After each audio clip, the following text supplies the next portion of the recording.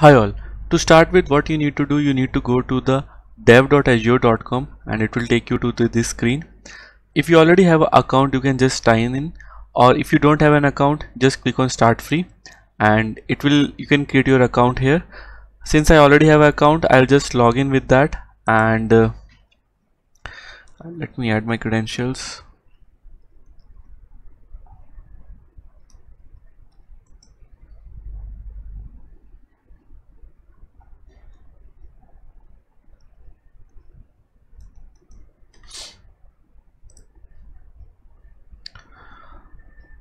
Okay, so I'm logged in into dev.azure.com.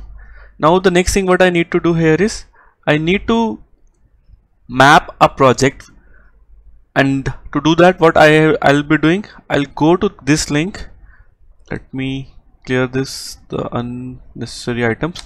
Okay, so the link is Azure DevOps Generator. Now what this link will do, this is provided by the Microsoft, where they have created a few of the projects which we can map directly into our Azure DevOps server. So to do that, what I need to do, you need to sign in with the same credential with which you just logged in into the dev.azure.com, and then you can have to select a template for our need. What we will be doing, we will go to first template and I'll choose Parts Unlimited template.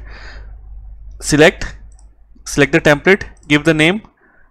I'll name it as Parts Unlimited DevOps. Already it is coming. Then organization. The organization will be the one which is there in your DevOps server. So it will be for me RR Rohit Sharma. That will come, and click on create project. It will take a moment to map the project into your DevOps server. Okay, so the project is successfully provisioned.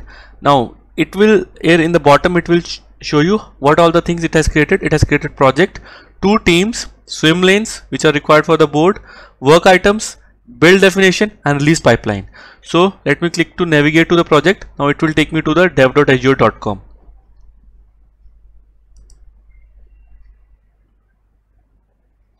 Okay, so here you see the project is created. Now these are all the things which I just talked about in the previous video. So the first thing what I need to do now is, let me go to repo. I have to clone a repo. So repo is basically where my project is kept. Here they have already one project, they have added it.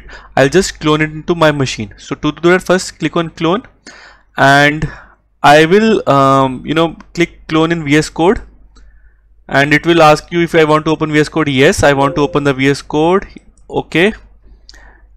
Now here, once VS Code is open, it will want you to map it to some of the location. So I'll give a folder and select repository, and it will clone my project, all the code into the folder which I just specified. And it will ask you want to open. Yes, open in a new window, or you can open in the same window also, that's fine. So this is a project which I just cloned into my machine. Okay, and another thing which I want to mention here is, in the VS Code you need to have certain extensions. So let me go over there, which you required. The one which you should have in your machine is Azure Repos, Argutech Azure Repos. So this is required. This is needed because VS Code has to connect it to the dev.azure.com.